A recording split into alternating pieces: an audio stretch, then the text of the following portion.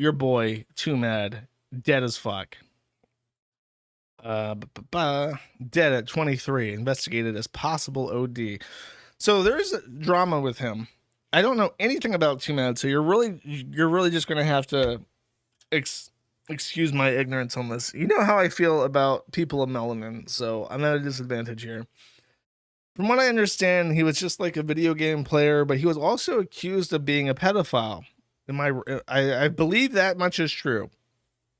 There is some contention on if he is or is not actually a pedophile.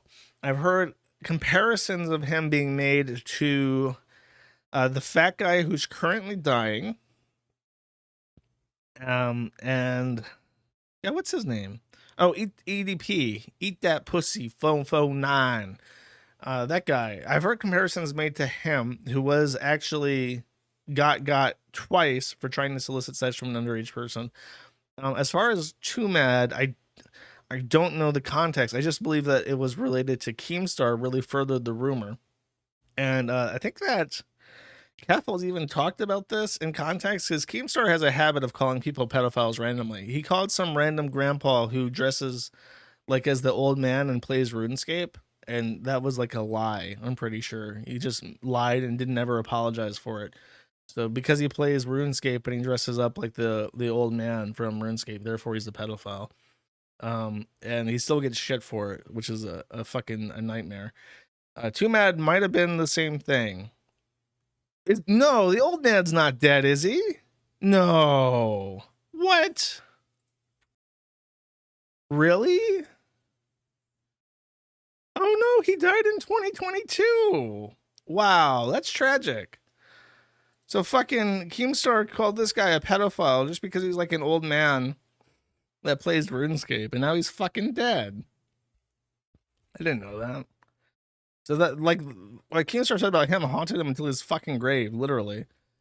And then I don't know about Twomad. I don't know if he did it or not. However, I will read some things said about him after his death. First off, this guy. Actually, this is a quote directly from him in his Discord. Says, in December, for some reason I keep feeling like I'm fucked, but I quit ketamine today. Yeah, therap at a lot. LOL. Yeah, wait, I'll just read what he says too. Good shit, man. Have you ever talked to anyone outside of the internet? And then he says, yeah, therap a lot. I guess confirming that he goes to therapy. Technical says, that's great news. You're still relatively young, so I want you to be able to keep your head on straight and continue growing. Twomad laughs and he says, yeah, props sounds corny, but your schizo post and ketamine usage can be genuinely worrisome. I'm just glad you're doing good right now. He says, yeah, I have friends over here right now. So he apparently is doing okay, but he is like addicted to ketamine. And then it was found that he was literally like slumped over his computer playing Overwatch, like at the time that he dies. Wait, that's out of order? No, it's not. Okay. Oh, it's part of this part here. They show him playing Overwatch for 5 days in a row because he died of ketamine at the computer table. He like slumped over from ketamine playing. He got wrecked so bad playing the shittiest fucking first person shooter out there right now, and it literally killed him. It caused him to overdose. So there's this ongoing drama with James Gate. I'm gonna need my chat to help me understand this retard shit. So as I mentioned, Twomad had this reputation of possibly being a pedophile, but it could also just be some bullshit that Keemstar made up, because Keemstar loves to make shit up. But he says, I can finally say it. Twomad was a rapist and a pedophile. Over the past few years, he tried to murder me multiple times for helping the police and detectives in multiple states to investigate a lot of horrible things he's done. He wanted to take out multiple innocent lives by getting behind a wheel and going head on the freeway while being high on illegal drugs. He didn't succeed once as he overdosed before killing anyone, so he tried again. Despite him trying to murder me and multiple innocent lives, I've been trying to help law enforcement to make sure he's safe, doesn't get hurt, and doesn't harm anybody, which sounds like fucking bullshit. If someone was trying to threaten me, I would not be on Twitter like, I'm making sure that I'm helping him as I report them to the police. I'd be like, nah, nigga, you dead. I'm gonna make sure you dead, motherfucker. So that immediately raises a red flag that this guy is insincere as fuck. Please remember that he's a rapist and a pedophile. He continued to prey on vulnerable even after the police got involved, including a 13-year-old in a mental hospital. The tragedy doesn't excuse any of his actions. I will address a lot of stuff when I fully collect my thoughts. Past few months have been a total mess, and the reason why I ended up in ER. Please help give me time.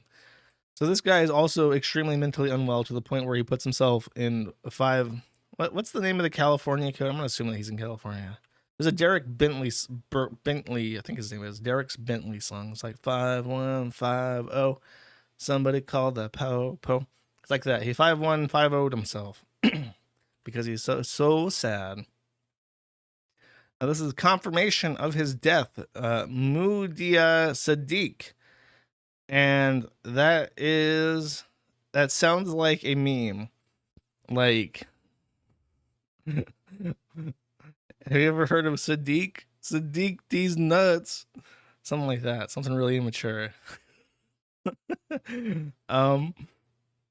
Jabroni, I don't know, says some news site are reporting that Twomad died last night. I just verified he's on the coroner's website is deceased. Just went over that. He continues. These recent allegations, referring to Jabrowski, says the recent allegations, court cases, restraining orders he was getting into were dark, and it's tragic it ended this way. I know he hurt people, but when I was first starting out on YouTube a few years ago, he was nice enough to answer my messages, to give me advice. We talked intermittently. When Twomad was at his best, he was creative, funny. You never knew what he was going to say or do next. It was refreshing. I think after he moved to LA, things began to change. I'm telling you, it's a dark hole that nobody escapes out of. You think, oh, I'll just go to LA and make all sorts of money. Everyone does it. All my friends there. What's the worst that could happen? And then they end up getting like arrested for being pedophiles and dying of ketamine overdose. But he continues. I started posting videos less, started using substances more, and seemed like he lost his passion for YouTube. I didn't talk to him much during this time, but he allowed me to interview him along with Achitu after the recent lawsuit. The goofy guarded Twomad was still there, the one who never gave a straight answer or took anything serious, but the real person was still there just under the surface. We got to talk to him a little bit. I'm sad to say that the real person behind Twomad, Mudia, is gone. He was a troubled person, but had so much potential, blah, blah, blah. One of the last things I said to Twomad was about his ketamine problem, and I really thought it was ringing around. I can't believe what I'm reading. Rubber Ross at Rubber Ninja says, this was a lot. I witnessed firsthand Twomad's threats on James' life during TwitchCon. He couldn't even go home because he knew his address and he was en route to Vegas after threats. He would have to use the motel room to hide out while waiting for law enforcement. There's another long-ass fucking post by this guy. When my friends and colleagues say that my life was in constant danger, they're not talking about just threats. Within a short time frame, I had a bullet hole put in my office window, was told to wear a concealed bulletproof vest when in public, witnessed SWAT team with ballistic shields outside my home, and had to cooperate with anti-terrorism units when the rapist made implications of people's lives being in my control at TwitchCon, leading to this entire convention center being surrounded by police SUVs. This isn't even all the things I and my colleagues and close ones had to endure. Just to get perspective, I don't think I need to explain why I'm not talking about it publicly, but if multiple people coming forward confirming what I said isn't true enough, a lot of information is now public record and can be accessed by anyone. Useful Mistake, who is very interested in legal stuff, did actually go and get the court records to show that there was a restraining order that was issued on May 12th, 2023 against Twomad, which he could have done himself, but he didn't for whatever reason. There was never a lawsuit at any point. There were court orders that led to multiple cases. Once again, there has never been a lawsuit. A lot of things like these public records have always been. It was never about money. He lied to the public, and someone ate it up. Has been caught destroying evidence, sending death threats to witnesses, and fabricating stuff to brainwash his audience. The judge shut down his lies during the hearing, and all this is public record. Just remember, this guy got caught hiding in the court's cafeteria when he realized that he would get to see one of his victims in person again. This is the same guy who was dancing on the grave of a murdered child just a year ago. Same guy who secretly recorded multiple videos of him committing crime, including sexual assault and pointing a gun at one of his victims. He shared those videos with his friends, but was mortified to find out the court had gotten a hold of him. This is public record once again.